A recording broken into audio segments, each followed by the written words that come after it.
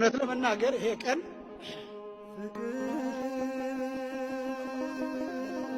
እንደዚህ ነው።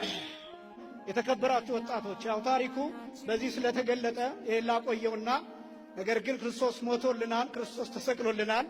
ይሄን አካል ክርስቶስ ይፈልገዋል። ይሄ ቀን እጅግ በጣም ከባድ ነው። በእንባ ብቻ የሚገለጥ አባቶቻችን በሕይወት የገለጡት ቀን ነው። ከ6 ሰዓት ጀምሮ እስከ 9 ሰዓት ድረስ እነዚህ ነገሮች በአጭሩ የተከናወኑበት ነው። ቅዱስ ጳውሎስ የተሰቀለውን ክርስቶስን እንሰብካለን ብሎ ሲናገርም እነዚህን መከራዎች ነው። ቤተክርስቲያን ዕለት ዕለት ይህንን መከራ ትገልጠዋለች። ይሄ መከራ ለሁላችን የተሰጠ ነው። በሕይወት የምንገልጠው ነው። ክርስቶስ ለአዳምና ለሔዋን እንደ ካሰ ለማጠየቅ ተራቁቶ ሙሉ ራቁቱን ሆኖ የተመሳቀለው እንጨት ላይ 7 እጽዋት ላይ ገላው ያረፈው ልክ 6 ሰዓት ላይ ነው።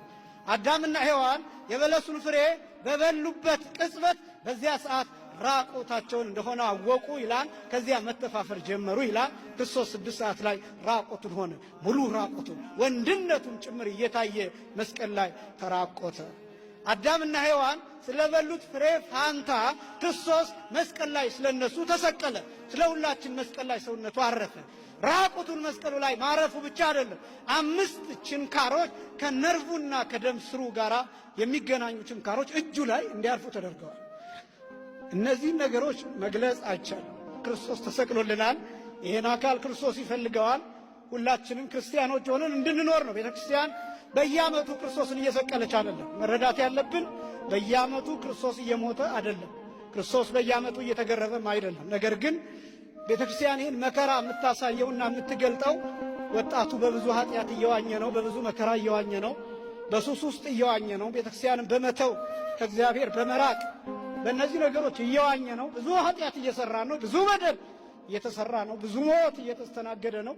ስለዚህ ያ እንዲበቃ እንድንመለስ የእግዚአብሔር ሰዎች እንድንሆን የምናደርግበት ነው። ቤተክርስቲያን ይህን መከራ የምትገልጠው ለዚያ ነው። እኛ ግን የተሰቀለውን ክርስቶስን እንሰብካለን። በግብረ ሕማማቱ ይሰበካል፣ በዜማው ይሰበካል። የአባቶቻችን አለባበስ ክርስቶስን ይሰብካል።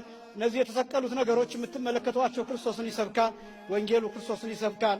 ጽዋው፣ ጻሕሉ፣ ነዋያተ ቅዱሳቱ ክርስቶስን ይሰብካሉ። ይቀጥላል። ክርስቶስ የሚሰበከው በዚህ ቤተክርስቲያን ዛሬ ብቻ አይደለም። የትንሣኤ ክርስቶስ ነው የሚሰበከው። ማዕዶት ከዛ ቶማስ